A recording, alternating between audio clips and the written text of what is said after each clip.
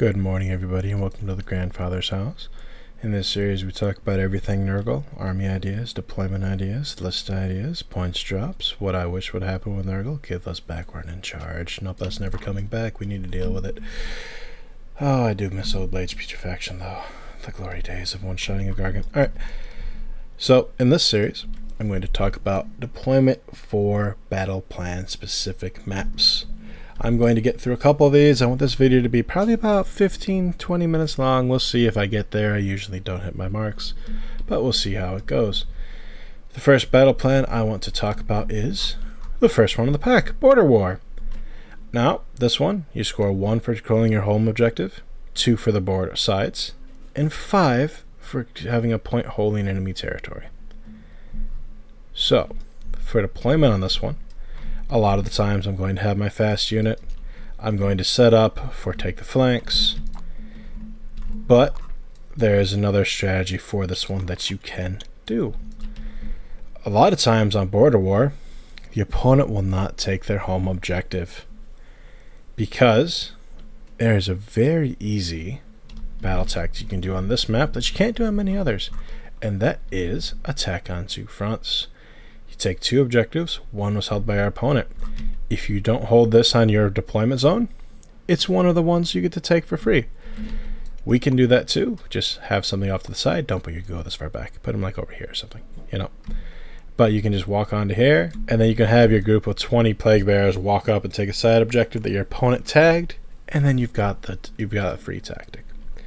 If you're going first, can't do that. Your opponent didn't have one of these. So you go for a nice take the flanks.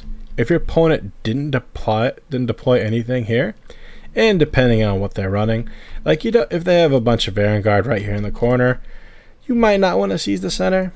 Or if you seize the center, do it with a Plague Bear and something else irrelevant. Don't do it with a Magathord, because they're still going to get in and they're going to kill the Magathord.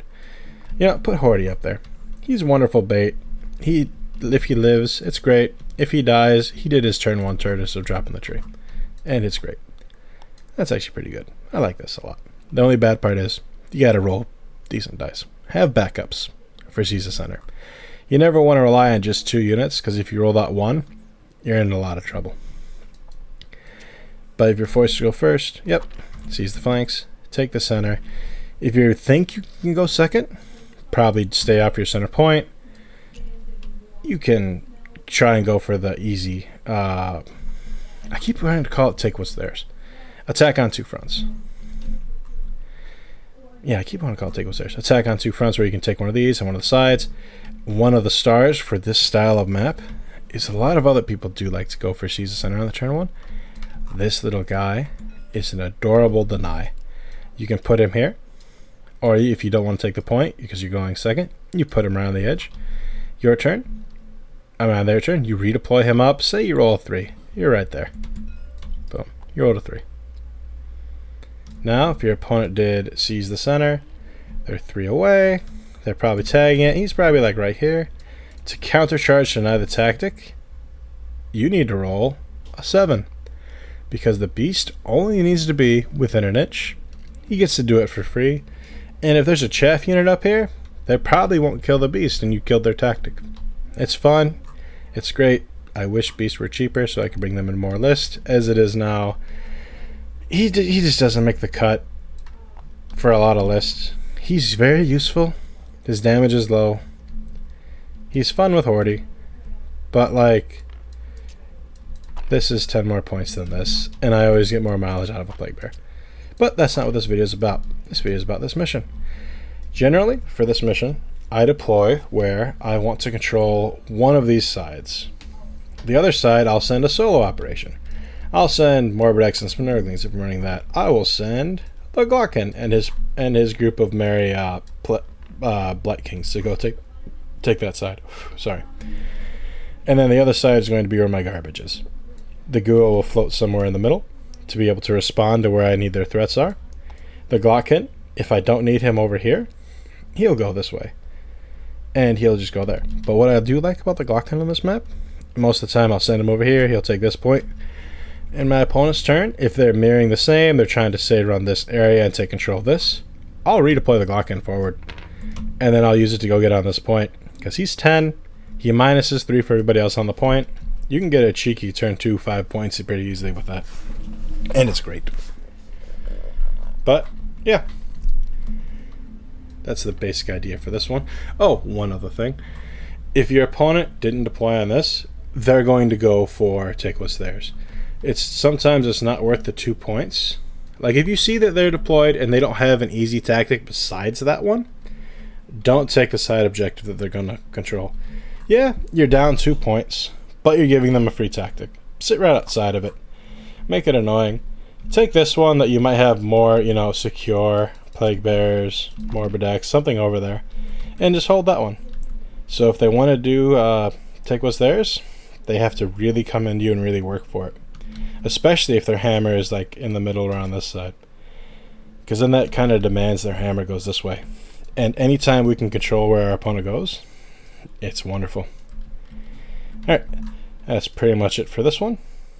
It does also depend on what army you're doing. If you're doing a big Plague Bear spam, you kind of want to walk up the middle anyway.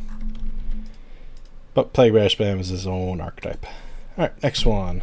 Focal points. Let's see, what is this one? To start the battle round, Underdog can change such objectives. Okay, this is a more difficult one. This is one where take the flanks is... Was this one where it was easier, or was this the one where it was harder? It's the same. Yeah, it's the same.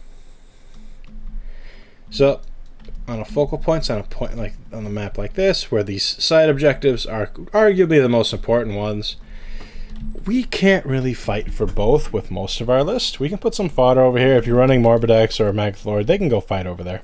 And they can do a pretty good job. Might even win the side. And if you do, that's great. Most of the time we want to try and control this central area. We want these 3. We want to fight for these 3. Does that mean we're going to sprint up and take the middle? Maybe. If you're running a bunch of Plague Bearers? Yeah. If you're not, probably just throw something on there, tap it on the first turn, get the points for it, and then back off. But the main thing is we're a control army. We set up zones. We want to block up an area, make them fight our garbage, and then when they're done fighting our garbage, a big hitter comes in and then mops up whatever they hit me with. Unless it's other garbage. If they send garbage into your garbage, our garbage is better than most people's garbage. Because we're the Plague Lord. We have a ward, we have disease, we have crit mortals on our Plague Bears. These win a slap fight with most trash. Actually, I think all trash we win a slap fight with. Yeah, nothing really comes to mind that we lose to. Volkites. Volkites we could lose to. It's a dicey game with those. But we want to tie up their garbage, have our centerpieces go counter their centerpieces, take the points. This one is a little bit tricky just because of they can change the separate objective to be home or flank. It's a bit iffy. Chances are we aren't going to get both flanks very often. We might get it for a turn or two, and then we're going to focus on trying to table our opponent. We're not a high damage, it's a slow burn, but we do table our opponents quite well, most of the time by 3 or 4. Not much to say about this one really. It's kind of a basic one. Take the flanks is harder a bit, because we don't have really much they can deploy in this bar here, over here at all. So we kind of have to seize the center, which, boy, that's rough. That's really rough. Yeah, I'll be honest, this is probably one of the ones I have played the least on. I've played it several times, probably more than a dozen, but still, it is the one I've played on the least. I'm gonna think about this one a bit, actually. You know what? I'll put a note in the comment of this video when I've thought a little bit more about this one, because I do think honestly that seize the center is our only turn 1 tactic on this one. Yeah, it is. You have to do seize the center. Unfortunate. Going first on this one is not great, but yeah, sometimes that's how it is. We have plans that aren't the best. I shouldn't say that. This is a fairly decent map for us. It's a close combat. We want to fight. We want to hold these 3 points. We want to control this area, make our opponent come to us. Decent map. First turn, a bit rough. All right, let's go to the next one. Starstrike. Starstrike. Okay, so I love this map personally when I'm not Nurgle. Because when you're Nurgle, it's a little rough. It's not miserable. You can win. In fact, if you get lucky, you're a very large favor to win. If one of these lands where your 20 Plague Bearers is, where your Glockin is threatening, it's like, okay, come sit on the point. Come in range of my Glockin, and you will cry. Come in range of the Orgots, and we will be able to fight you really well. The thing about this one is you need to spread out your units. Your Plague Bearers should move up the board, not all the way, kind of sit on the side. 100% take the flanks on this one. I would not want to seize the center on this one, because you need to have your stuff spread out to be able to respond to wherever the point may be. In the later turns, by the time the other objectives come down, there's a very good chance the game is already over. And it doesn't matter. You can get lucky and they can sit back here. We don't really have stuff that sits in the back. Maybe Ratmire Creed can run and tag it, or Horde can run and tag it, or you summon something with a Guo on it. But we're fighting in the middle. We're not going to have a lot of spare units to run and grab it. So on this one, combat matters the most, I'd say. Be spread out, be ready to respond to where an objective is, but kill all of your opponent's fast units. Like, even if you have to ignore a hammer, like, send some garbage into a hammer, kill something that's faster, just so that they can't respond and take the points. Because that's how we lose on this map, is our opponent outmaneuvers of us. We are a slow, sluggish army. We win by grinding our opponent down, killing them, and basically making them drop tactics. And that's really the best advice for this one. Try and spread out for the first turn, be able to respond at different points on the board, so you can get that first turn points. And then just, kill the fast stuff. Make your opponent's life harder. We win by making our opponents make bad decisions and exploiting that decision and opening them up like a clam with a knife. Alright. Next one is boop. And boop. Shifting objectives. I love this one. This is one of my favorites to play as Nurgle, because we cannot fail take the flanks. If you have one group of flies sitting right there and you run it, say you roll a 1, you're 9 inches that way. Oh, you're within 6 of the edge already. Boom. Double check it, make sure that I'm not just talking out my butt.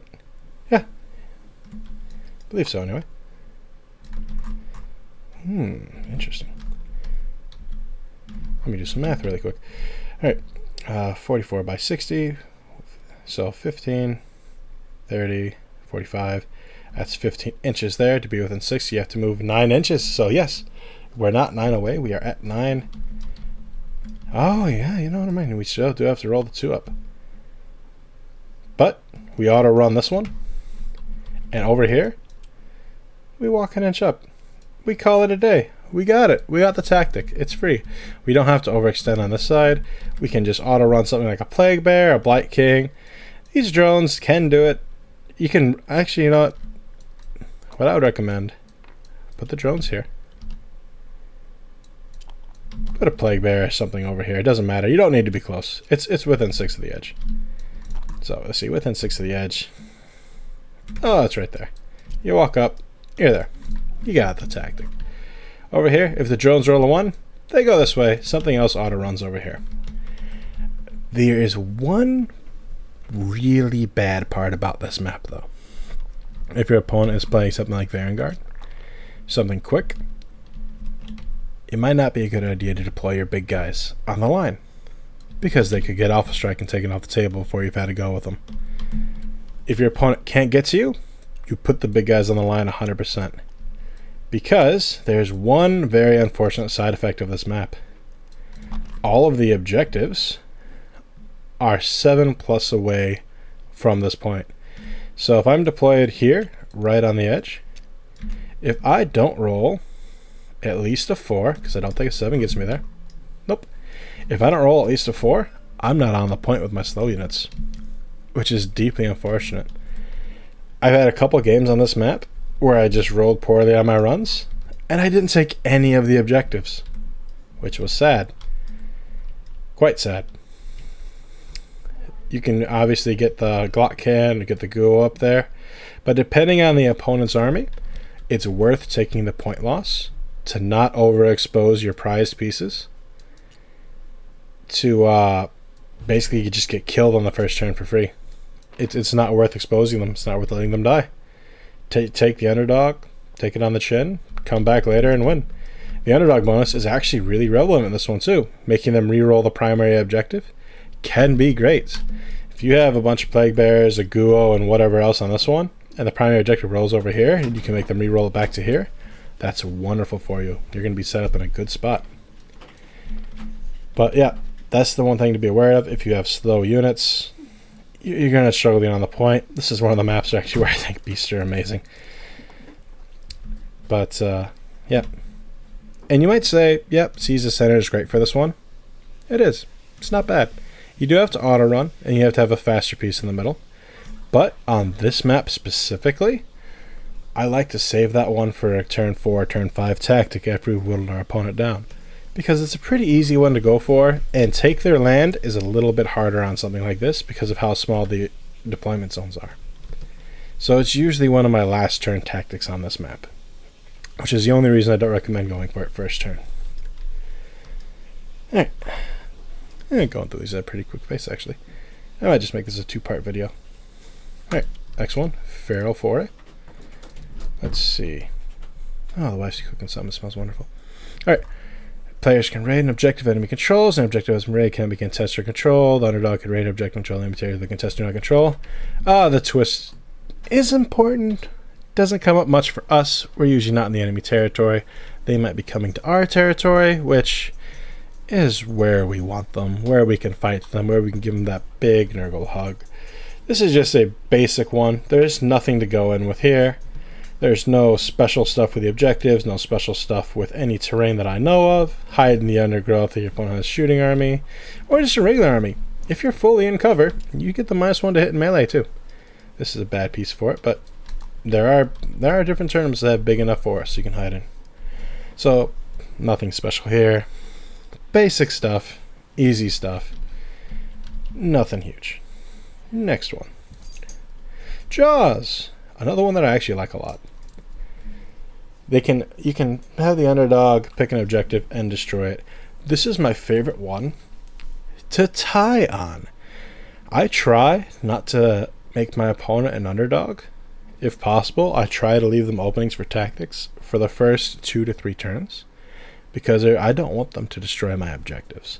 If you destroy this back objective, I'm slow. I might be able to take all these 3, but I generally don't want to.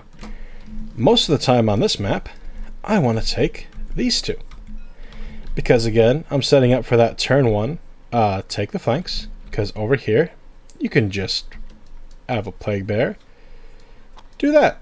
Oh look, you got it. You're fine. Leave your opponent some tactics. Don't let them get the underdog on you. Destroy some stuff over here. If you are the underdog, that's great. Blow up that home objective. You're not getting to it anyway until turn 4 or 5 if you get to it. Your fight is either on the edges or you're taking the center. I recommend the edges because our units fight pretty well. Our chaff sticks around. The Glocken, Orgots, a Guo will be able to box most things off a point. The Guo doesn't do a ton of damage in the combat phase, but he has other things. He has his rampage, he has his shooting attack. He can get some damage through. He can kill some stuff. But I love this map. Try not to make your opponent the underdog unless they force it, which then you've got to move out into center field, which is not great. This is one where I heavily recommend, again, take the flanks. I don't like seize the center on this one because your opponent's army is going to be set up here. They're going to be set up here. You don't want them to have an easy avenue to focus their entire army on there. You want to make them split up because pound for pound, our units fight pretty well. Our units don't fight that well 2v1. 1v1 we do okay. 2v1 is when we start to struggle. Like any army does, but you know, you really feel that 6-up save and 4-up save on most of your units that way. Alright. Battle for the Pass. This one, I don't like. It's not the worst. This is extremely negligible. Doesn't matter. 5 if you control the one wholly in enemy territory. That's not good for us. A lot of times, we're not going to get there. Terrain is a big issue on this map. If they have big terrain here or here, it can make seize the center extremely difficult for us. This is a hard one for us to score that on. Taking these side points, real easy for us. We like this kind of centralized fight. We don't like fighting on the fringes for this type of map. But we're really forcing to seize the center for the first turn. That being said, so is your opponent. Your opponent's forced to do seize the center on this turn almost all the time. You know, unless they're got something that can move 24 inches. So, Lumineth. Man, I hope they nerf Lumineth. Hate Lumineth. Alright. But yeah, no. This is one where like a beast really shines. You run him up there. You ought to run some Plague Bears. You tag with him 3. You don't... If you have drones... Extremely unfortunately, they're probably going to be something you run up here. I'd put something else here that can try and run, you know, like a 5 or a 6. You know, a decent run roll. Like, say this is another group of Plague Bears. They have to roll 3. Not terrible. You never block yourself with a tree. But, you know, it's not ideal. It's not what you want to do. It's what you can do. But you don't want the drones tied up here. You want the drones to be, like, off threatening this side. You want them to be able to go around, maybe even get here, turn 3 or 4. You're probably not going to be taking this point. This is not a great plan for us. It's not the worst. It's very opponent dependent. There's something I'm going to say now that I really should have said at the beginning of the video. Nurgle is an army that cares significantly less about the battle plan as we do our matchup. We can take a terrible battle plan. If we have a good matchup, we're going to win.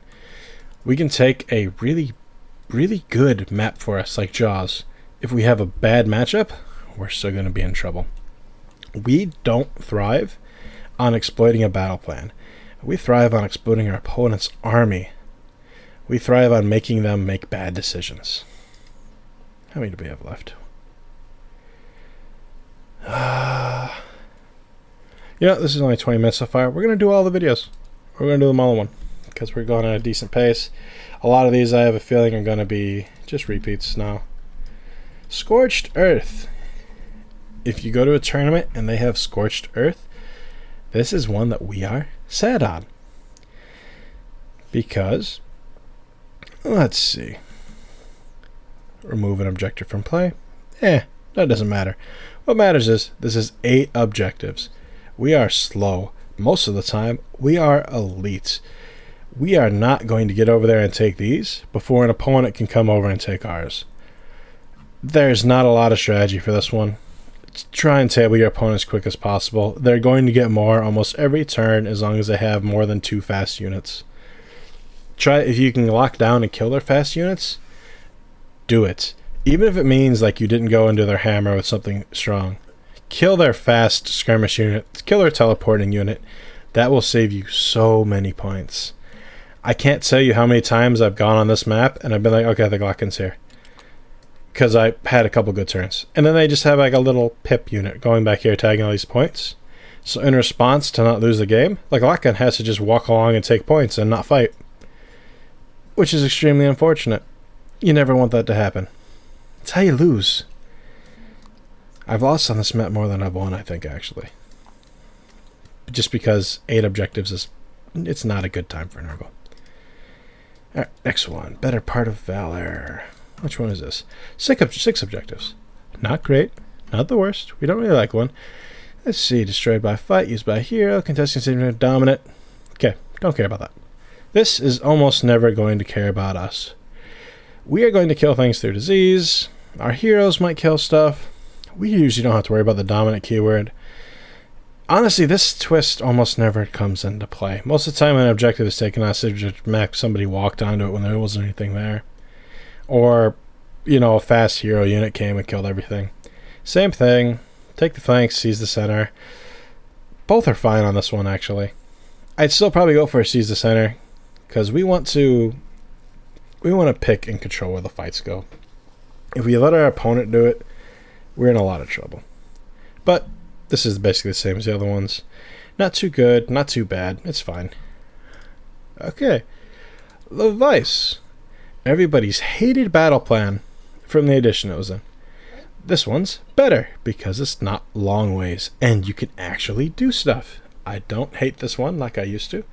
I actually kind of enjoy this one. I still think Seize the Center is kind of more prevalent on this one because they're not going to fight with the center. They're going to fight with these sides. You put two things over here, they can respond to the sides on the second and third turn. Only thing is most of the time your chaff, your plague bears, your fast units are going to have to deploy and take this point because you're not going to put a monster back here. So, boom, boom, and you're going to just kind of chain up. You want as much movement as possible. Honestly, if you end up breaking coherency because they shot this and kill the unit, it's not the end of the world. You'd rather have the extra movement. You can put like one extra guy to buffer, but something like this, a little bit of extra meat in the front, and boom. You can still auto run and take the flanks. And you can have these guys. Let's see. If I remember correctly, you can do it with the drones, but it is significantly, not significantly, it's more dependent on what the terrain is. Boom. Exactly half an inch. Boop. And half an inch. So for this one, you need to roll. A 3 up, it gets you there. 2 is just shy, so a 3 up, which sucks. Not the end of the world. Seize the Center is probably better for this one. If your opponent is something a bit slower, you can put these back here, have these guys up here for your 2 up, go again.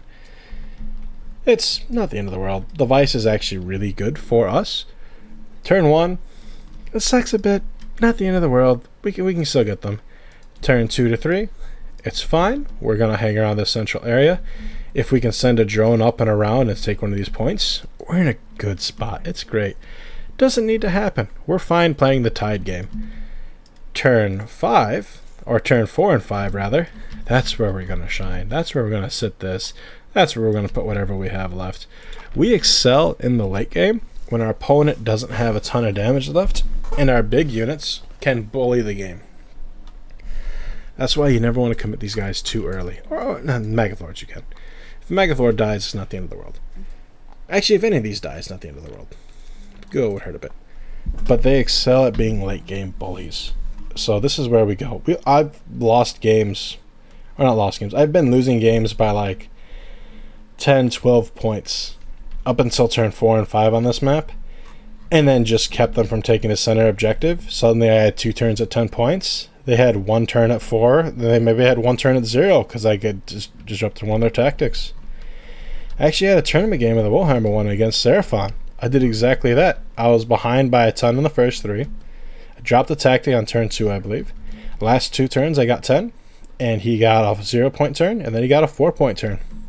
And it was the game. I came back and won. This is a wonderful map for Nurgle once we get to 4 and 5. We need to get to 4 and 5, but it's a wonderful one once we get there. Alright, 2 left, close to the chest. Yep. Boom. Close to the chest. Nice one, easy one. It's the same as the other map where we can get a free take the flanks on this one. It's nice.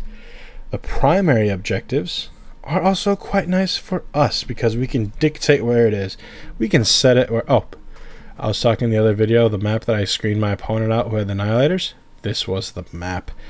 I was able to... Let's see. Clock and set here. I had a group of Plague Bearers in front screening out. I had the Blight King screening out in the back. And I just made a big bubble. He was going to charge. He was going to charge Chaff and then get countered. And then have something else going to respond to him. On my turn. It was really good.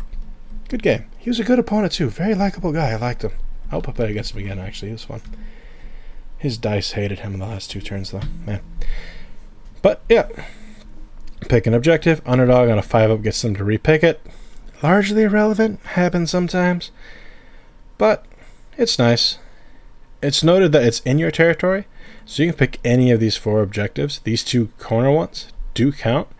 I have used that to lure opponents' units to the side objectives so that I could kill them later.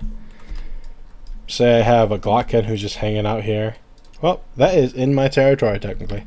I'm going to make this the primary, so you have to go up here, and now the Glocken's going to have a decent chance to fight whatever's on there.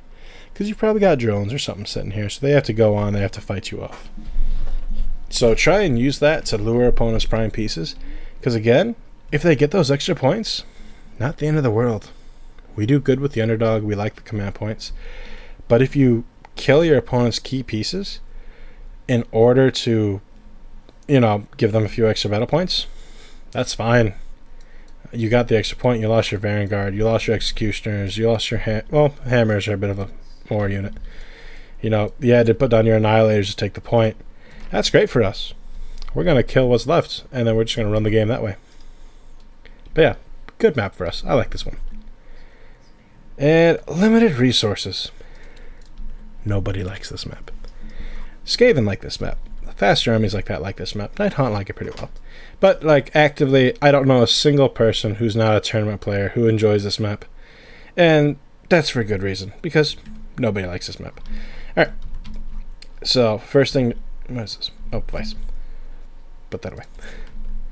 First thing to note, if you're going first, there's 2 different strategies. First one, you don't deploy on either of your home objectives. You score them later. However, depending on your list, you might not have chaff that wants to sit behind and go back and take this. You might have one unit Rotmire that could be okay going back and tagging it, but you want them to fight, you want them to shoot. I still recommend maybe deploying on one. Force your opponent to take, they'll take this one and this one.